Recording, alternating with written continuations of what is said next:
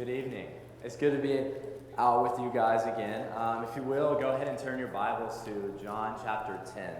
John chapter 10. That's where we're going to be for the majority of this talk tonight. In the book of John, we see these 7 I am statements from Jesus. And in all these statements is this crucial meaning for our own walk with Christ. And from this I am statement, we see 7 truths about Jesus himself. And behind them is all this depth and meaning that we must explore as being children of God.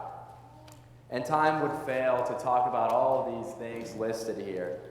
But what these statements do is they show who Jesus is and who we are in relation to him. And in John 10, we see 2 of these I am statements here. And in this, there's this theme that pops up time and time again throughout the Bible. A theme that describes who we are as children of God. Not only who we are, but who Jesus is as the Son of God. And that idea is that we are sheep and Jesus is the shepherd. Not only just the shepherd, but he is the good shepherd. And we as children are his sheep. So what I want to do today, what I want to accomplish is I want to look at the characteristics of the sheep. And then secondly, I want to look at the characteristics of the shepherd. And finally, I want to put them two together and see what this relationship produces, and that is great blessings. And as we talk about these characteristics of the sheep first, I want us to understand that this is who we should be as children of God. We should be just like these sheep that we're about to talk about here. The first characteristic is we see that these sheep, they know the shepherd. Verse 14, it says, I am the good shepherd, I know my own, and my own know me. Let's go ahead and read this chapter here for a second. John 10, 1 through 16. It says, Truly I say to you, he who does not enter the sheepfold by the door, but climbs in by another way, that man is a thief and a robber. But he who enters by the door is the shepherd of the sheep. To him the gatekeeper opens. The sheep hear his voice, and he calls his own sheep by name and leads them out. When he has brought out all of his own, he goes before them, and the sheep follow him, for they know his voice. A stranger will not follow, but they will flee from him, for they do not know the voice of strangers. This figure of speech Jesus used with them, but they did not understand what he was saying to them. So Jesus again said to them, Truly, truly, I say to you, I am the door to the sheep. All who come before me are thieves and robbers, but the sheep did not listen to them. I am the door. If anyone enters by me, he will be saved, and will go in and out and find pasture. The thief comes only to steal and kill and destroy.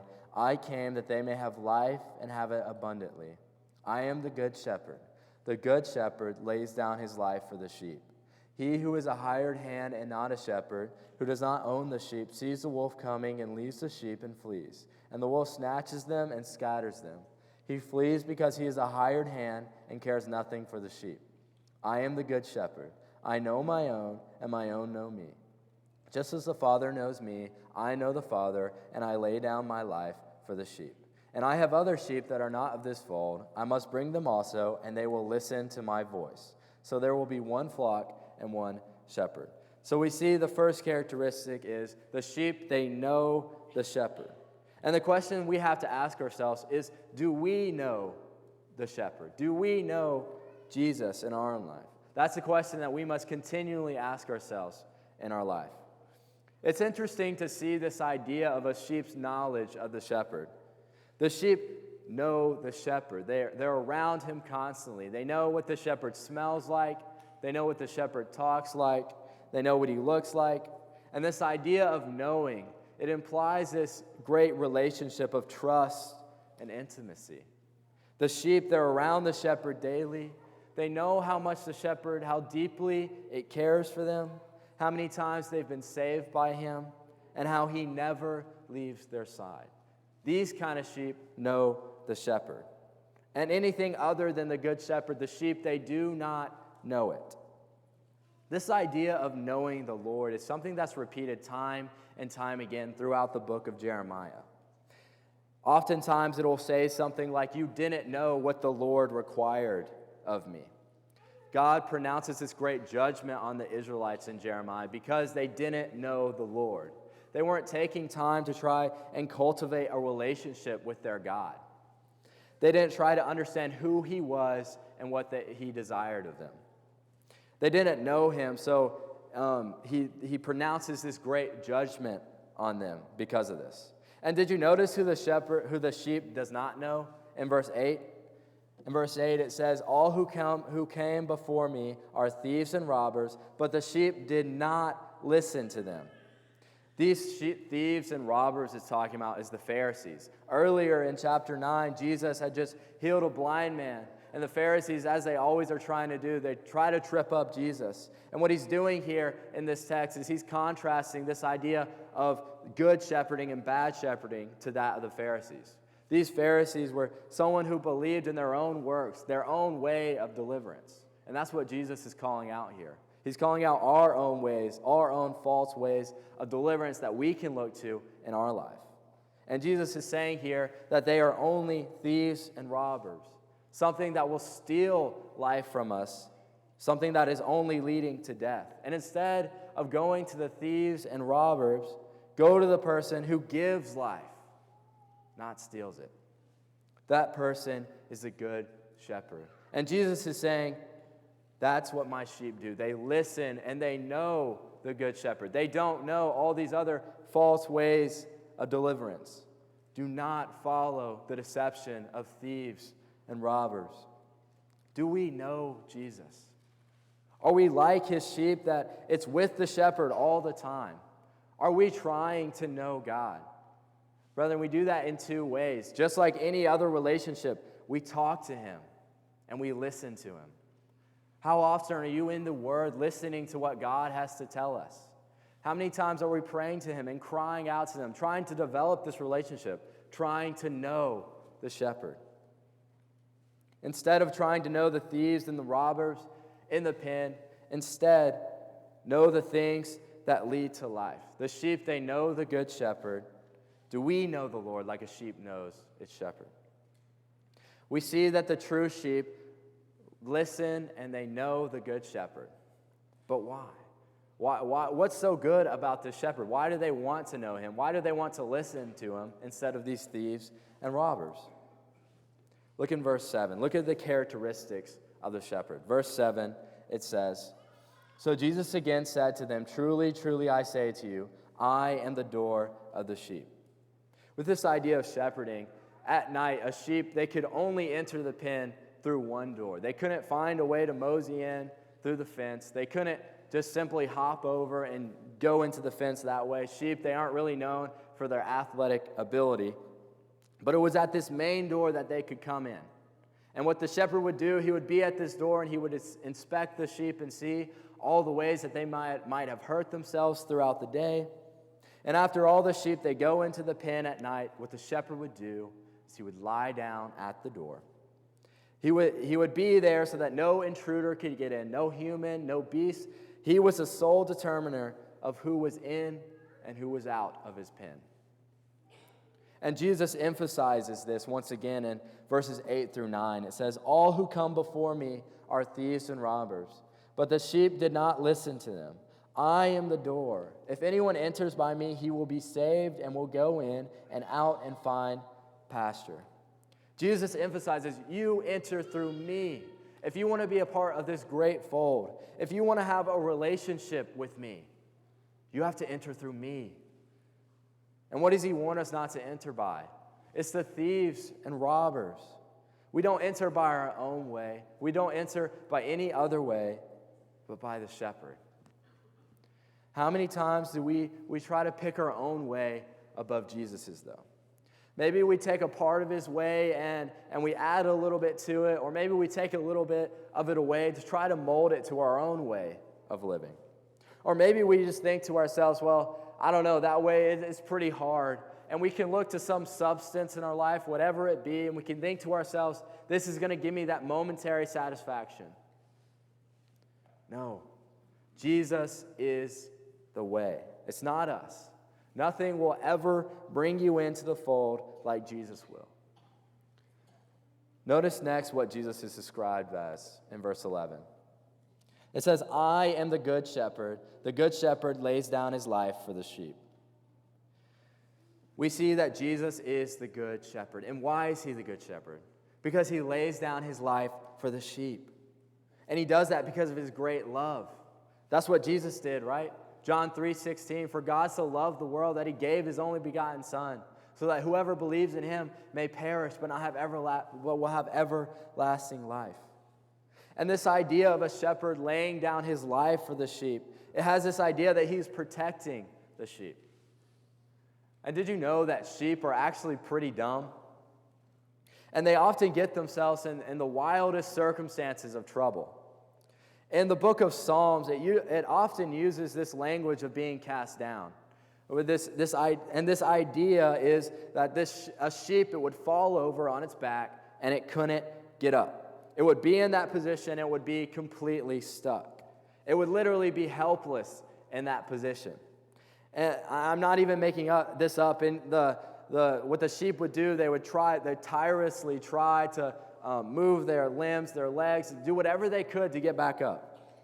But the more and more they tried, the more they would just be stuck. And what's even crazier is they will do this nonstop, and they'll literally kill themselves from exhaustion.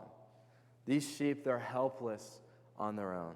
And what they need is a good shepherd to go to them and to simply turn them over. Does this remind you of anyone? How many times in our life have we been cast down and we try to dig ourselves out of the hole? We try to look to our own way of deliverance, but we just can't get up. The sheep need a protector, and the sheep have one.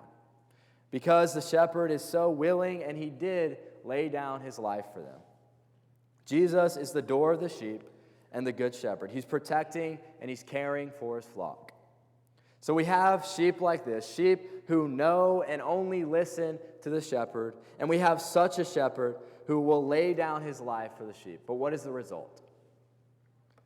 The result is great blessings through the good shepherd. The first blessing, and the one that really, I think, encapsulates it all of what happens when we have Jesus as our shepherd, is abundant life. Look in verse 9 through 10. It says, I am the door. If anyone enters by me, he will be saved and will go in and out and find pasture. The thief comes only to steal and kill and destroy. I came that they may have life and have it abundantly. Being the sheep to this great shepherd means they partake in the greatest pasture of all pastures.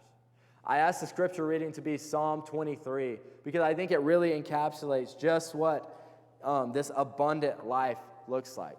We see in verses 1 through 3, we see this idea of green pastures and still waters. That's the idea we have. We have this great abundant pasture where everything is provided for. And verse 4, abundant life, what it means is sometimes it means going through the darkness. But when we're going through the darkness, we have the shepherd. The shepherd, it's there to comfort us and be there with us. And then 5 through 6, we see this idea, this imagery of a cup overflowing. Goodness and mercy is following him. Everywhere this man goes, goodness and mercy is there. That's what it's like to have abundant life. And the final blessing that I want to talk about tonight, and the one I save for last because I think it's just so powerful and comforting for us to know this, is that in being sheep that know the shepherd, it means the shepherd knows the sheep. Did you know that? Did you know that Jesus knows you? In verse 3, it has this imagery. It says, to him the gatekeeper opens, the sheep hears his voice, and he calls his own sheep by name, and he leads them out. Jesus knows your name. He knows the very thing that makes you different from everyone else. He knows everything about you. He knows how sick you are. He knows when you're cast down, when you're missing from the fold. He knows you, and he loves you intently. He knows all the pain and the agony and all the turmoil that is going on in your heart right now. He knows it all. And he calls you by name. This kind of reminds me of Isaiah 43, verse 1. Here in the previous chapter, Isaiah, he's talking about the impending destruction that Israel deserves and is doomed to have. And this is what he says in the next verse. He says, "But now thus says the Lord, he who created you, O Jacob, he who formed you, O Israel. Fear not, for I have redeemed you. I have called you by name. You are mine." What a beautiful message here. You know, we were doomed to sin. We disobeyed and we didn't listen to God. Time and time again, we did nothing but rebel against him. And what does he do? He doesn't just call out to a crowd and say, "Hey, I see all of you guys. I see the things you've done, but I'll take you." No. He looks down at you. He reaches down with these cords of kindness, and he sees all the heartache, the pain, and all the trials and all the evil that you've ever done and will do in your life to him. He sees how you've wronged him so badly, yet he calls you by name, and he says, "I've taken it all away. I've redeemed you. I have bought you with my own blood. I have chosen you to be my sheep." But why? Why would he do this? In verse 4, "Because you are precious in my eyes and honored, and I love you. I give men in return for you, peoples in exchange for your life." That is why he calls you by name. Did you know this is the first time in the Bible it says, "I love you"? God says, "I love you because you are precious to me. You are precious to the shepherd." And he calls you by name. So what are you going to be? Are you going to be a part of the good shepherd's flock? Are you going to enter by the true door? Or are you going to look to the thieves and simply listen to them? Understand that we're going to have some sin that is supposedly calling out and offering this form of deliverance.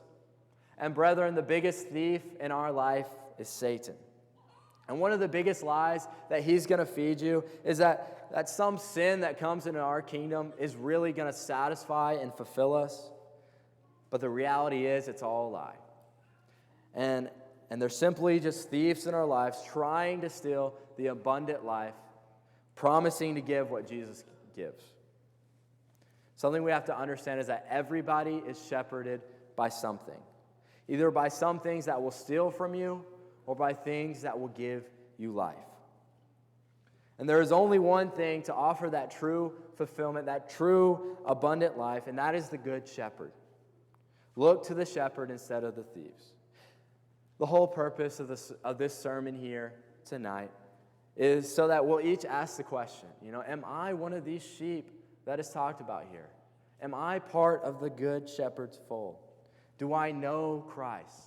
And do I listen to him? Or am I listening to the things of the world?